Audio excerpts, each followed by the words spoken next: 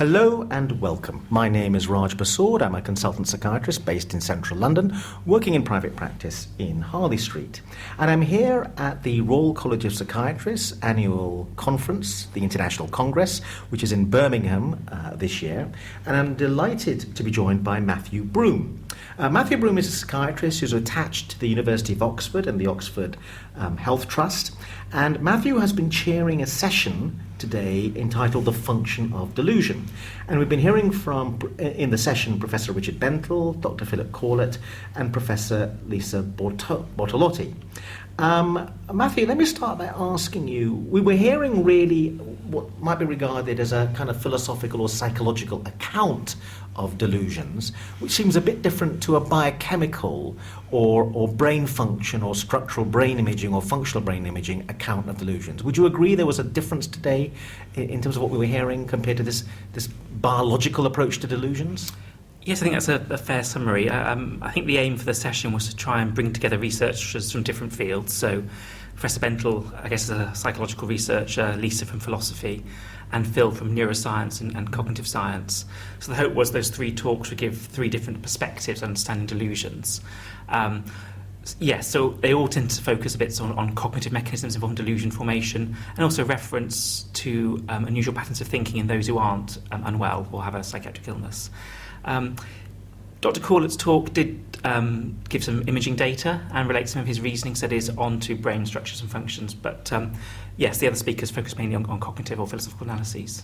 In the questions afterwards, I noticed that some people seemed from the audience to be a bit sceptical about this idea that delusions could be explained as having a function, having a psychological function in terms of maybe helping people calm down about something, or even an intellectual function, because delusions just seem so distressing to clinicians who encounter patients with delusions. And delusions just seem to wreak havoc in patients' lives. It was very difficult for some members of the audience, I thought, in the question and answer session to see how delusions could really have a kind of function within the mind.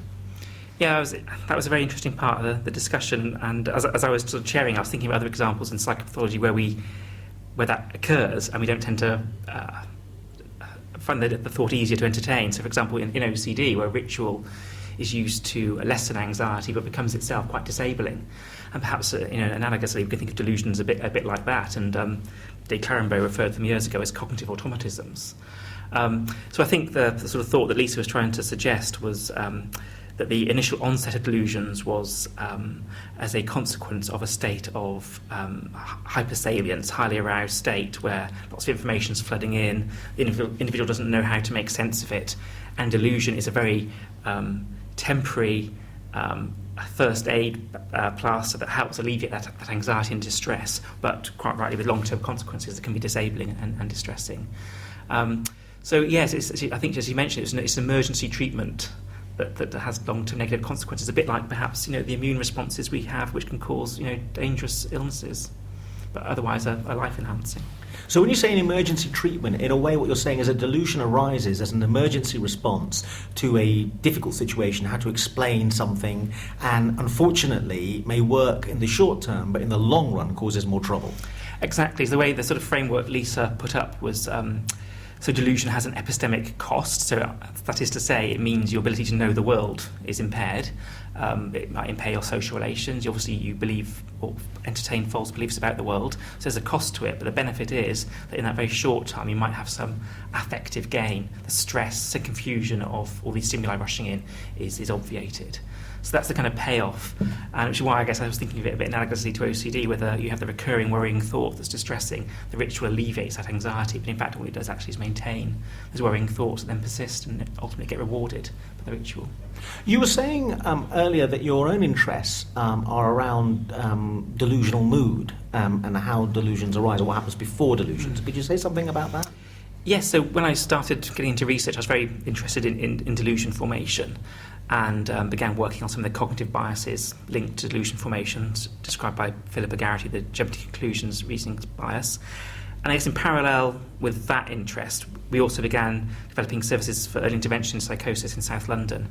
And as part of that service development, we began working in a group who were thought to be programmed for psychosis. So we began to we began to see a group who were clinically at risk for psychosis. So they would have unusual, fleeting beliefs that could be distressing or not, but would be seeking help and support. And this population had a risk for developing a psychotic illness. And some of the early studies were really looking at some of the cognitive biases and some of the imaging findings that we did in schizophrenia, and seeing how they how these group who didn't get the disorder performed. And it was commented on in the session today, this notion that of a sense of foreboding that happens before the delusion arises, a sense that something is up, I'm not quite sure what it is. Yes. This seems to be something that people were very interested in as psychiatrists 30 or 40 years ago, but people seem to have lost interest. Yeah, and I think that's a completely fair point, and I think psychiatry, we sort of go around in circles a bit, and I think what I've seen, the work by Max Birchwood and colleagues, the role of affect in psychosis is a very important research topic now internationally, I think, one that's gained ground. But you're quite right, people like Conrad talked very much about the delusional mood prior to the onset of psychotic illness and formation delusions. That I think it's the child walking in the forest at night, where everything is scary, the shadows can be a monster jumping out to meet you, and that's the idea of this, I guess what Lisa was also alluding to, affect-laden, multisensory, highly stimulating environment where you're trying to make sense of. Other colleagues such as Dan Freeman looks at anxiety and its role in paranoia, sleep disturbance. I've done some work recently with Stephen Mwaha in Warwick looking at mood instability and paranoia. So I think, yeah, exactly, the role affect plays in the genesis of psychotic symptoms is an important, relevant one, and also an important window for intervention, potentially. One of the reasons I've always found this kind of delusional mood, this sense of foreboding, the sense that something's up, not quite sure what, particularly fascinating, is I think it's quite a gripping state, emotional state.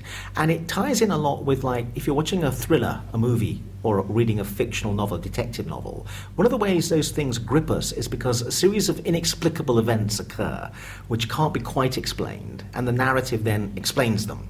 And it feels to me that that is quite an attractive state of affairs, because people are drawn to stories like that. That is the classic thriller plot structure. Yeah. And it feels to me that people with a delusion or a psychosis almost seem to be living out what many of us experience only vicariously through film or fiction. I don't know if you have any thoughts about that. Yeah, so harking back to the sort of prodromal work we did, one of the theories we had about reasoning biases was linked to that, really. Was some people more able to tolerate uncertainty or not? Are there certain people who like ambiguous states to be in and can maintain their cognitive state as open, and others who find that too distressing or to close it down? And I guess that related a bit to Richard's talk today. And we did indeed find that people who found who were intolerant of uncertainty, who found ambiguous settings dysthymic, were more likely to jump to conclusions and form delusional beliefs. So there's something about that if you're a person who hates ambiguity, you will strive towards uncertainty, whereas other people may prefer ambiguous states. And there's an old paper by Alwyn Lishman talking about that as being a distinguishing feature between psychiatrists and neurologists. Psychiatrists are meant to revel in ambiguity and uncertainty. Now, you authored a paper with one of the speakers on the panel today, Professor Lisa Bortolotti, and the paper was entitled Delusional Beliefs and Reason Giving. And a concept came up in that paper about self-authorship of ideas. Could you tell us a bit about what you were attempting to say in that paper? So self-authorship is a philosophical notion from a chap called Richard Moran, professor of philosophy in Harvard. And Moran, in a non-psychiatric group, was interested in how people author their own beliefs and how coming up with a belief about yourself gives insights into your own mental state and what others think of you. So our interest was in trying to sketch out whether delusions were authored and to what degree. And crudely speaking, I guess we didn't see it as a clear demarcation between abnormal and normal beliefs, but certainly the degree of authorship that occurs in delusion differs. Some people will have very brutal autochthonous delusions. So I saw the way the paper was laid on the table and I knew I was Michael Jackson, for example, to very elaborate, long reasoned out authored beliefs. So there's no clear distinction with that. But I guess one of our thinking was that authorship may provide a way to help people gain some ownership of their delusional beliefs and allow an interviewer a way to access that in the clinical consultation and allow things to be challenged more easily. So I guess a bit like Richard's talk, perhaps authorship might be a index of explicit versus implicit processes involved in delusion formation, perhaps. But are you saying by the concept of authorship, and I'm not sure I've got this right, that it's to what extent people realise the belief is self-generated? Yes. To what extent do they realise they brought the belief to the situation, as opposed to the belief kind of arriving on them, and that they had nothing to do with it? That's correct. So they recognise themselves as the author, and they give reasons for holding that belief. So, and I'm sure you know from your own clinical work, some patients will say, "That's just the way it is, doctor." Others will give you a very detailed account of how they come across that belief. And that's the kind of thing we're trying to access in that paper and show how, I guess, delusions aren't a homogeneous phenomenon. People differ in that, and perhaps it reflects different processes being involved, and perhaps different options for treatment. And what's really interesting about that, it captures an aspect of delusional belief that I don't see very frequently captured in the literature, which is that when people arrive with a delusion, you do get a sense in which the delusion owns them, and they're the victim of it, rather than, as most of the time with our beliefs, we like to believe that we choose them and that we can make decisions about our view of the world. Yes, I think that's a good point. Some people you interview and they almost can't help but tell you the whole story very quickly in the first few minutes of talking. And then repeatedly tell it to you whenever you bring the subject up. Yes, it's a very sensitive, scary thought. Other patients, you may take a long time to actually figure out that they have delusions indeed, because they are aware of the unusual nature of what they're saying, and they'll be very cautious about divulging those beliefs. And sometimes you kind of observe them through behavioural responses or by seeing people very frequently over time. So I'm still not sure what you're trying to say about self-authorship and its relevance to delusions. Do you feel it's an important variable in terms of understanding delusions? I guess we would suggest that people who exhibit delusions that are authored, i.e. they can reflect on their genesis, they can kind of give an account of the reasoning processes that led up to them, have a greater awareness and autonomy of those delusions, in the sense they are less owned by them, in the terms you made, and are able to take more of a stance towards them, where they're less passive, more agential, and can perhaps engage in a more therapeutic process psychologically with them, than those who are more passive and just have a non-authored delusional belief, which is less amenable probably to a psychological intervention, and perhaps might also index other markers of the problem, such as cognitive impairment, for example, and poor insight, etc. So I suppose as a clinician, treating people with delusions or assessing people with delusions, that understanding of self-authorship, that variable, could be important in helping you handle it. So that brings me on, and we're running out of time, so this may be the last question, to how your understanding of delusions, which obviously is at the expertise level and the academic level, how that influences you as a clinician when you see patients. Do you think that you handle patients with delusions differently as a result of your research and understanding of delusions compared to a conventional average clinician? I don't know. One of the sort of sad things about psychiatry, you don't often see other people interview people. I guess I probably influenced by the way I was trained, so I tend to adopt a fairly passive, open style. Let people talk freely to begin with, ask them, what's troubling them, what's worrying them. And I tend to use what we were told when I was a trainee was called the Columbo style quite often. So pretend to be a bit stupid, scratch my head, ask how can that be? So the patient says to you, well, I'm worried about my neighbour spying on me all the day. Well, how can that take place?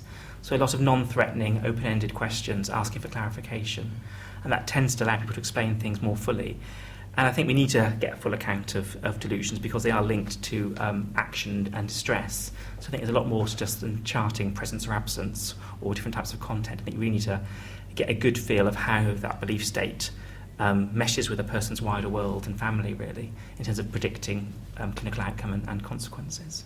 So that Columbo style, could that also be described as appearing a bit foolish, so you make the patient do the work to explain the belief? And is it not a sense in which you're also hoping that in them doing the work, they'll begin to see some of the creaky bits in the logic? I'm not an addiction psychiatrist. I wonder if there is some analogy to motivational interviewing.